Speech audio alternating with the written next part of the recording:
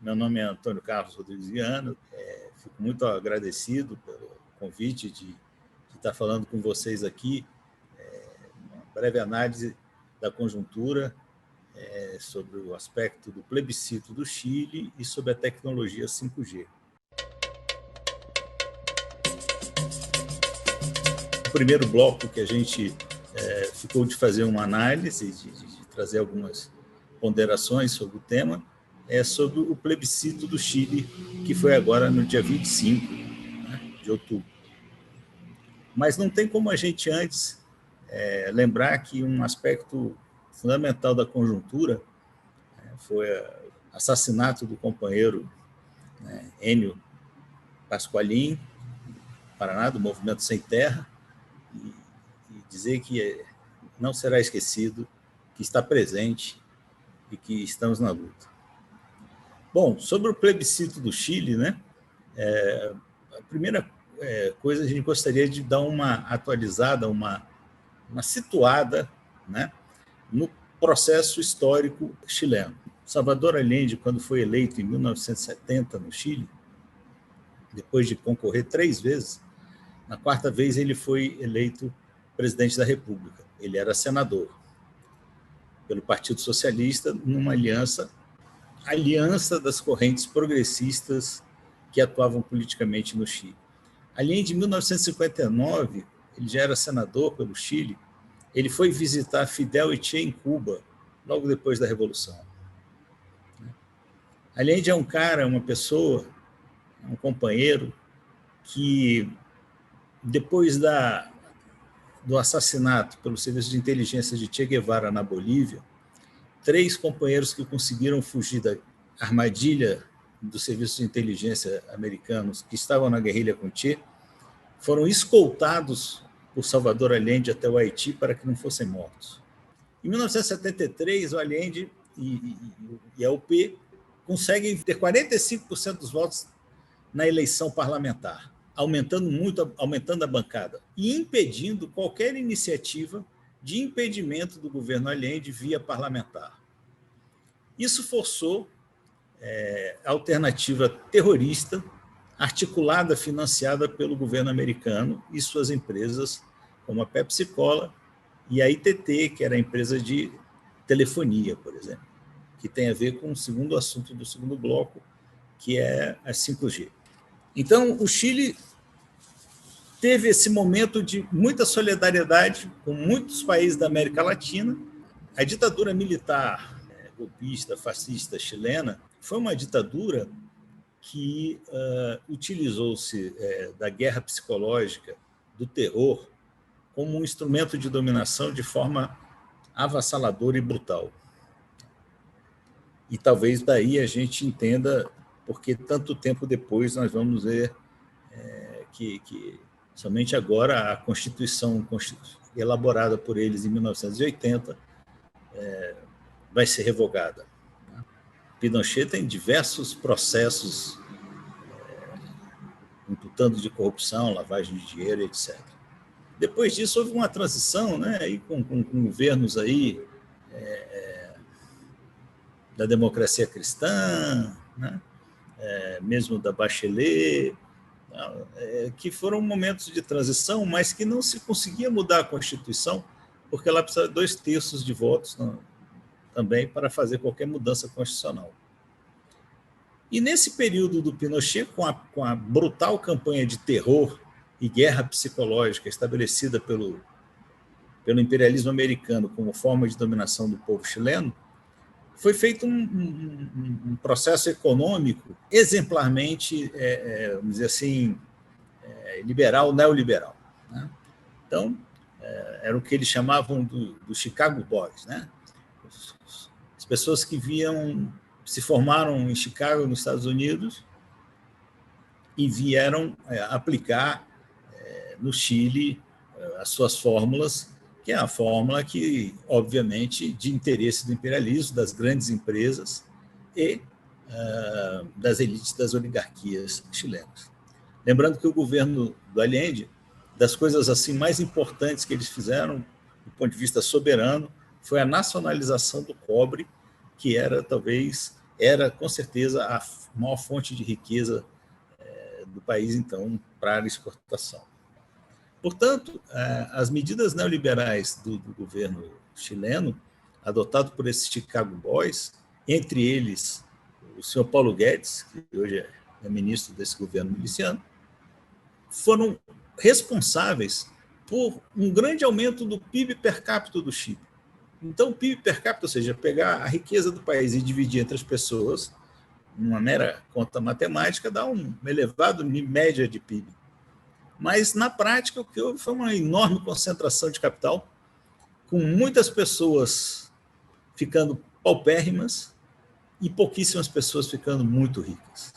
Então, dentro desse cenário, né, no ano passado, mais ou menos no mês de outubro, após um novo aumento lá na taxa de metrô, que era 30 pesos, se não me engano, os movimentos estudantis, secundaristas, universitários começaram a protestar, e isso contagiou a sociedade, né?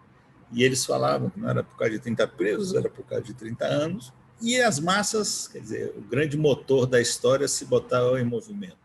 Pressionou as oligarquias de tal maneira que a saída que conseguiram dar desse plebiscito da construção de uma Constituição, uma nova Constituição para o Chile, em que pese que a população do Chile, segundo relatos que a gente tem, estão completamente desacreditados dos partidos políticos, do establishment, da situação atual política, das oligarquias que controlam o poder político no Chile. Mas, apesar disso, foi um passo importante. No último sábado, se venceu com 78% do povo dizendo que é uma constituinte e não é com esses políticos que estão aí, não, que tem que eleger novos políticos. O grande problema que os movimentos e as pessoas dos movimentos sociais apontam é de que os processos políticos são muito viciados no poder econômico, naquilo que já vinha sido construído. E, nesse momento, esse descrédito político dos antigos partidos levam àquela tentativa do establishment da situação atual de tentar mudar para ficar tudo do jeito que está, né? Então, em que pese ter sido uma vitória estupenda a conquista dessa 78% de pessoas querendo uma nova Constituição, ainda se faz necessário e fundamental a presença e a participação popular para a escolha de pessoas corretas, de pessoas que representem os interesses do povo para essa Assembleia Constituinte, e que depois, em 2022, ainda vai haver um plebiscito para ver se aprova ou não o que foi elaborado. É sempre bom lembrar que os carabineiros, a repressão no Chile, historicamente, é um instrumento de terrorismo de Estado, de controle psicológico, né, da sociedade, continua agindo, né? Mataram dezenas de pessoas nesse processo desse último ano que levou a esse plebiscito, feriram pessoas, mutilaram pessoas e não há sinalização de recrudescimento desse aparato repressor do Estado burguês no Chile. Portanto, as notícias são interessantes para a América Latina e o contexto dos povos do mundo na perspectiva da construção de uma nova Constituição que atenda aos interesses do povo. Mas ainda há muito o que fazer, há muito o que lutar, e o próprio povo chileno está consciente disso. E agora vamos falar sobre a tecnologia 5G. Antes de mais nada também, vamos dar uma contextualizada nessa questão do Brasil. As telecomunicações no Brasil tiveram um tempo definidor de rumos no segundo governo do Fernando Henrique, no final dos anos 90, quando houve o processo de privatizações. Houve a privatização do sistema Telebrás, na Vale do Rio Doce, tudo que eles podiam e conseguiam privatizar naquela época.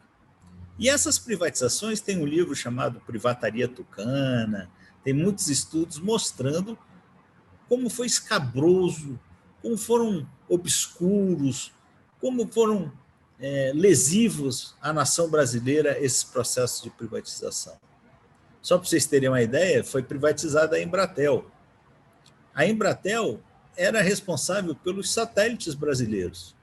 Então, de um dia para o outro, o Estado brasileiro ficou sem nenhum satélite. Até as comunicações militares do Brasil eram passadas por satélites de outros países. Quer dizer, uma entrega total da soberania, foi quase que uma doação, né, do espectro para a telefonia, principalmente a celular. É desse processo que herdamos hoje essa discussão do 5G. Qual é a discussão do 5G? Alguns pontos que podem nos parecer interessantes, né? O que é a tecnologia 5G? A tecnologia 5G é, na verdade, uma frequência maior de onda para conexão à internet. A 5G, ela alcança uma distância menor, mas com uma qualidade de 10 a 20 vezes melhor do que uma frequência de 3G e 4G. Se passam dados, se ganha em velocidade de transmissão de dados. Agora, como ela tem um alcance menor, ela também precisa de mais antenas. Ela precisando de mais antenas, vai precisar mais energia. E hoje está focado muito, né, nos grandes centros urbanos. A Huawei, a empresa chinesa, que é a tecnologia de ponta nisso, vem sofrendo uma perseguição do governo americano enorme, enorme. O pretexto do governo americano de perseguir a empresa chinesa, a tecnologia da empresa chinesa, é de que a empresa chinesa pode botar uma porta nos fundos, nos dispositivos das antenas, e assim fazer um controle sobre os dados de uma cidade, de um país. Pois bem, isso é o que os americanos fazem desde 1994. Existe uma lei que as empresas americanas têm que instalar uma porta dos fundos para que o governo americano possa escutar os dados da forma como eles quiserem. Então, na verdade, eles estão falando o seguinte: nós temos medo que os chineses façam o que nós já fazemos. Então, essa questão da segurança dos dados é uma questão de soberania que, óbvio, o país tem que entrar numa discussão, tem que fazer as negociações sérias. Por trás disso existe também toda essa discussão aí do capitalismo de vigilância, né? E é tipo assim, tinha um joguinho chamado Pokémon, que os jovens, adolescentes pegavam e iam caçar bonequinho na rua. A McDonald's pagava para que os bonequinhos aparecessem na loja do McDonald's. E isso fazia com que houvesse um fluxo de pessoas muito grande para dentro das lojas do McDonald's. E, igual a isso, existem inúmeros exemplos, né? Por exemplo, o Google pode mapear e mapeia todas as consultas que são feitas no Google e pode vender esses dados. E esses dados podem ser usados na área comercial, são usados na área comercial. Então, tudo isso leva a um risco de muito maior manipulação do comportamento consumista das pessoas. Agora, por outro lado, as coisas são dialéticas, né? Da penúltima vez que eu fui a um congresso de inteligência artificial no Brasil, uma das apresentações que eu vi, né, foi de um pessoal da Universidade Rural do Rio de Janeiro para a produção de produtos orgânicos. E a professora expunha que um dos problemas é que o não uso dos fertilizantes e dos agrotóxicos e tal, é de que o agricultor precisa ficar muito mais atento à presença de qualquer tipo de praga numa plantação orgânica, porque senão se propaga muito rapidamente. E aí o que eles fizeram lá na Rural? Eles fizeram tipo um carrinho, um robozinho, carrinho que andava no meio da plantação e ia batendo foto da planta. E pegava essa foto e mandava para o servidor que ficava no escritório fazenda lá. Com a foto dentro do computador, automaticamente o sistema, um algoritmo de inteligência artificial, pode dizer se aquela folha apresenta uma planta saudável ou uma planta não saudável. Por quê? Porque tem um banco de fotos, de imagens, de fotos de plantas saudáveis e de plantas não saudáveis, e, portanto, era possível detectar, não precisava a pessoa ficar andando no meio da plantação, mandava aquele carrinho, passava, batia a foto com o GPS, a foto vem com o GPS, e qualquer processo de presença de praga na planta rapidamente ia ser detectado. Então, você pode utilizar isso para ser um auxiliar na produção orgânica de alimentos, por exemplo. Como a gente viu nessa pandemia agora, né, boa parte da população brasileira não tem acesso nem a 3G, não tem acesso nem à internet praticamente, nem muito menos dispositivo para as crianças estudarem. Portanto, o processo do 5G devia vir embutido numa discussão até mesmo de BRICS dos povos, e de soberania nacional, da construção dessa tecnologia conjunta com o Brasil, né? Para que, se fosse apropriada a partir das necessidades do povo brasileiro, e quando a gente fala do povo, de todo o povo brasileiro, e não só de uma elite, e não só como mais uma forma de perpetuação das diferenças sociais no país e aumento da desigualdade. Com isso, e terminando, a gente quer só dizer que o 5G como tecnologia, ela não é isenta do como ela vai ser utilizada. Agora, se nós conseguimos fazer com que a discussão do 5G venha para atender as necessidades do povo, né, venha para atender as necessidades de uma produção orgânica, né, não transgênica, né, você pode estar discutindo isso a partir das necessidades concretas do povo. Então, a gente gostaria de encerrar dizendo que agradeço a vocês, estamos aí, muito obrigado e boas lutas.